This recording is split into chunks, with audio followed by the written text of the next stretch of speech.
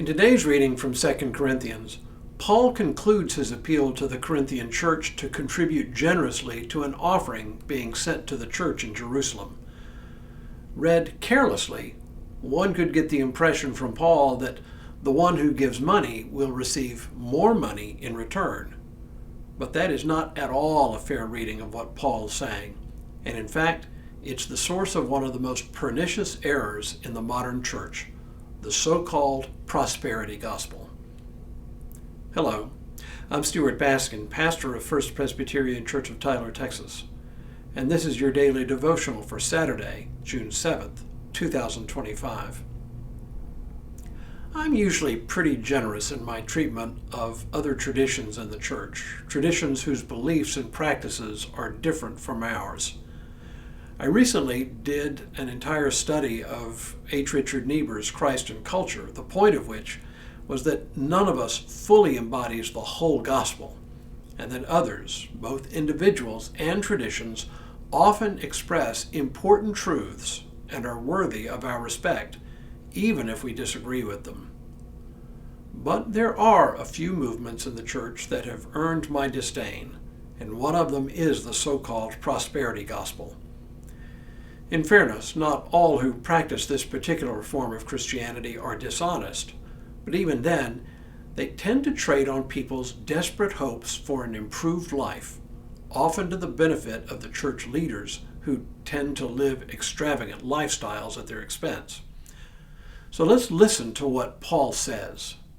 The point is this, he writes, the one who sows sparingly will also reap sparingly, and the one who sows bountifully will also reap bountifully.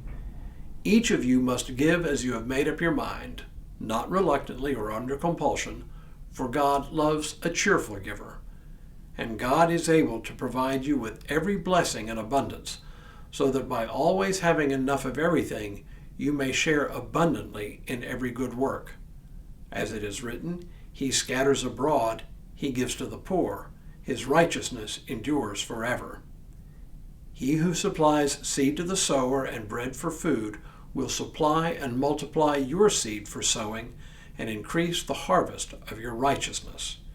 You will be enriched in every way for your great generosity, which will produce thanksgiving to God through us.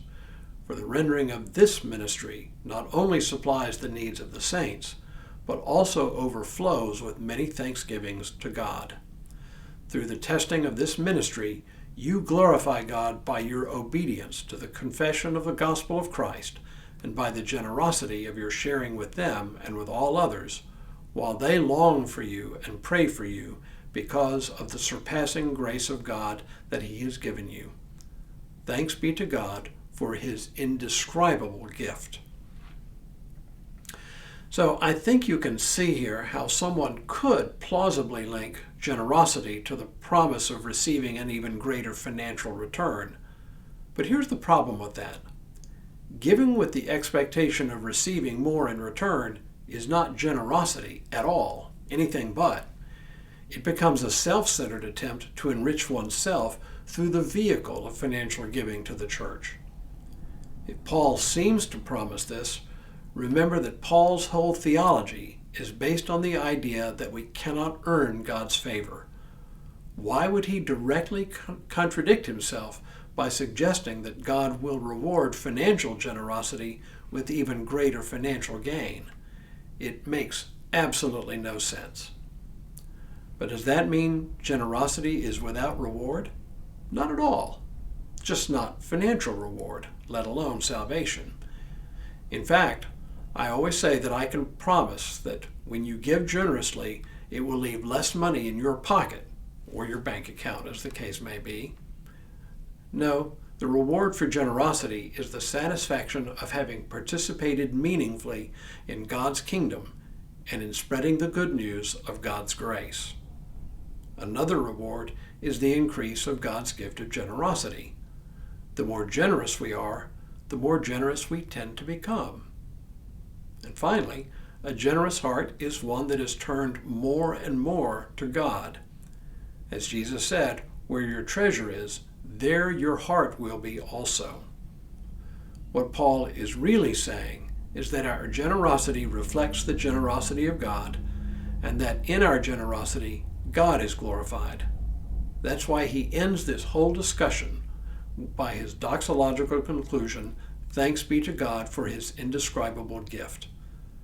The spirit of generosity is one of God's gifts, and it is a gift that keeps on giving.